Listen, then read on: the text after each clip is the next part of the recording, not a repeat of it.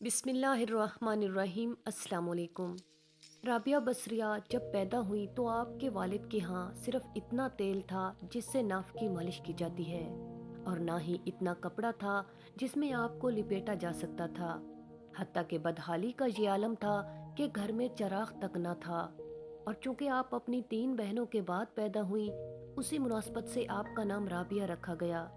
और जब आपकी वालदा ने वालिद से कहा कि पड़ोस में से थोड़ा सा तेल मांग लाओ ताकि घर में कुछ रोशनी हो जाए, तो आपके वालिद ने शदीद इसरार पर हमसाई के दरवाजे पर सिर्फ हाथ रख कर घर में आके कह दिया कि वो दरवाज़ा नहीं खोलते, क्योंकि आप ये अहद कर चुके थे कि खुदा के सिवा कभी किसी से कुछ तलब ना करूँगा।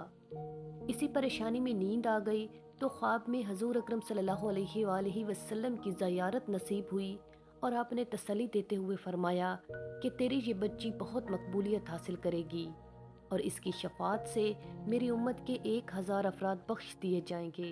उसके बाद हजूर सल्लल्लाहु अलैहि वसल्लम ने फरमाया, वाली बसरा के पास एक कागज़ पर ये तहरीर करके ले जाओ कि तू हर यौम 100 मरतबा मुझ पर दरूद भेजता था और शबे जुमा में 400 मरतबा, लेकिन आज जुमे की जो रात गुजरी है उसमें तू दरूद भेजना भूल गया, लिहाजा बतौर कफारा हामिल हज़ा को 400 दिनार दे दे। सुबह को बेदार होकर आप बहुत रोए और ख़त तहरीर करके दरबान के ज़रिए वाली बसरा के पास भेज दिया। उसने मकतूब पढ़ते ही हुक्म दिया कि हजूर अकरम सल्लल्लाहु अलैहि वसल्लम की यादावरी के शुक्राने में 10,000 दिरहम तो फुकरा में तकसीम कर दो और 400 दिनार इस शख्स को दे दो।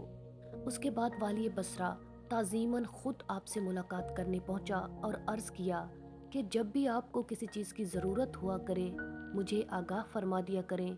चुनाचे उन्होंने 400 दिनार देकर ज़रूरत का तमाम सामान खरीद दिया। राबिया बसरिया ने जब होश संभाला तो वालिद का साया सर से उठ गया, और कहत साली की वजह से आपकी तीनों बहनें भी आपसे जुदा होकर न जाने कहाँ मुकीम हो गईं। आप भी एक तरफ को चल दी और एक जालिम ने पकड़कर जबरदस्ती आपको अपनी कनीज बना लिया, और कुछ दिनों के बाद बहुत ही कलील रकम में फरोख्त कर दिया, और उस शख्स ने अपने घर लाकर बेहद मुशक्कत आमेज काम आपसे लेना शुरू कर दिए। एक मर्तबा आप कहीं जा रही थी कि किसी नामहरम को अपने सामने देखकर इतने जोर से गिरी कि आपका हाथ टूट गया। उसी वक्त आपने सर सजदे में होकर अर्ज किया कि या अल्लाह, मैं बेयारो मददगार पहले से ही थी और अब हाथ भी टूट चुका है, इसके बावजूद मैं तेरी रजा चाहती हूँ। चुनाचे गैबी निदा आई, ए राबिया, गमगीन ना हो, कल तुझे वो मर्तबा हासिल होगा कि मुकर्रब फरिश्ते भी तुझ पर रश्क करेंगे। ये सुनकर आप खुशी खुशी अपने मालिक के यहाँ पहुँच गई, और आपका ये मामूल रहा कि दिन में रोज़ा रखती और रात भर इबादत में सर्फ कर देती। और एक शब जब आपके मालिक की आंख खुली तो उसने हैरत से चारों तरफ देखा, और उस वक्त एक गोशा में आपको सजदे में पाया और एक मौलिक नूर आपके सर पर फिरोज़ां देखा, जबकि आप अल्लाह ताला से अर्ज़ कर रही थी कि अगर मेरे बस में होता तो हर वक्त तेरी इबादत में गुजार देती, लेकिन चूंकि तूने मुझे गैर का महकूम बना दिया है, इसलिए मैं तेरी बारगाह में देर से हाजिर होती हूँ। ये सुनकर आपका आका बहुत परेशान हो गया और ये अहद कर लिया कि मुझे तो अपनी खिदमत में लेने की बजाय उल्टा इनकी खिदमत करनी चाहिए। चुनाचे सुबह होते ही आपको आज़ाद करके इस्तदा की कि आप यहीं क़याम फरमाएं तो मेरे लिए बायसे सआदत है। वैसे अगर आप कहीं और जाना चाहें तो आपको इख्तियार है। ये सुनकर आप अपने हुजरे से बाहर निकल आईं और ज़िक्र शुगल में मशगूल हो गईं। आप शबो रोज़ में 1000 रकात पढ़ा करती थीं और हज़रत हसन बसरी की वाज में भी शरीक होती। फिर जिस वक्त सफ़र हज पर रवाना हुई तो आपका ज़ाती गधा बहुत कमज़ोर था, और जब आप सामान लाद कर रवाना हो चुकी तो रास्ते में ही मर गया। ये देखकर अहले काफिला आपको तन्हा वहीं छोड़कर आगे बढ़ गए। उस वक्त आपने बारगाह इलाही में अर्ज़ किया कि एक नादार व आजिज़ के साथ यही सलूक किया जाता है कि पहले तो अपने घर की जानिब मदऊ किया, फिर रास्ते में ही मेरे गधे को मार डाला और मुझको जंगल में तन्हा छोड़ दिया गया। अभी आपका शिकवा ख़त्म भी ना होने पाया था कि गधे में जान आ गई और आप उस पर सामान लादकर मक्का रवाना हो गई। ایک راوی کا بیان ہے کہ عرصہ دراز کے بعد میں نے اس گدھے کو مکہ معظمہ کے بازار میں فروخت ہوتے بچشم خود دیکھا۔ اس سے معلوم ہوتا ہے کہ آپ کی دعا کی برکت سے اس کی عمر طویل ہوئی۔ جب آپ مکہ معظمہ پہنچی تو کچھ ایام بیابان میں مقیم رہ کر خدا سے التجا کی کہ میں اس لیے دل گرفتہ ہوئی ہوں کہ میری تخلیق تو خاک سے ہوئی ہے اور کعبہ پتھر سے تعمیر کیا گیا ہے، لہٰذا میں تجھ سے بلا واسطہ ملاقات کی خواہش مند ہوں۔ تو اللہ تعالیٰ نے بلا واسطہ مخاطب کر کے فرمایا، اے رابعہ، کیا نظام عالم درہم برہم کر کے تمام اہل عالم کا خون اپنی گردن پر لینا چاہتی ہے؟ کیا تجھے معلوم نہیں کہ جب موسیٰ نے دیدار کی خواہش کی اور ہم نے اپنی تجلیات میں سے ایک چھوٹی سی تجلی طور سینا پر ڈالی تو وہ پاش پاش ہو گیا۔ اس کے بعد جب آپ دوبارہ حج کو گئیں تو دیکھا کہ خانہ کعبہ خود آپ کے استقبال کے لیے چلا آ رہا ہے، اور آپ نے فرمایا، مجھے مکان کی حاجت نہیں بلکہ مکین کی ضرورت ہے، کیونکہ مجھ میں کعبہ سے زیادہ جمال خداوندی کے دیدار کی تمنا ہے۔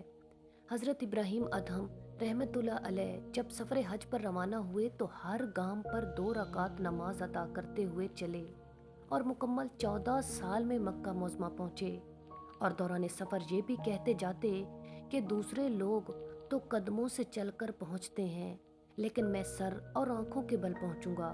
اور جب مکہ میں داخل ہوئے تو وہاں سے خانہ کعبہ غائب تھا، چنانچہ اس تصور سے آپ دیدہ ہو گئے کہ شاید میری بصارت زائل ہو چکی ہے، لیکن غیب سے ندا آئی کہ بصارت زائل نہیں ہوئی ہے بلکہ کعبہ ایک ضعیفہ کے استقبال کے لیے گیا ہوا ہے۔ یہ سن کر آپ نے آبدیدہ ہو کر عرض کیا کہ یا اللہ، وہ کون ہستی ہے؟ ندا آئی، بڑی ہی عظیم المرتبت ہستی ہے۔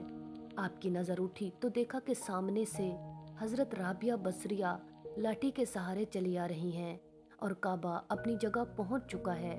آپ نے رابعہ بصریہ سے سوال کیا کہ تم نے نظام عالم کو کیوں درہم برہم کر رکھا ہے؟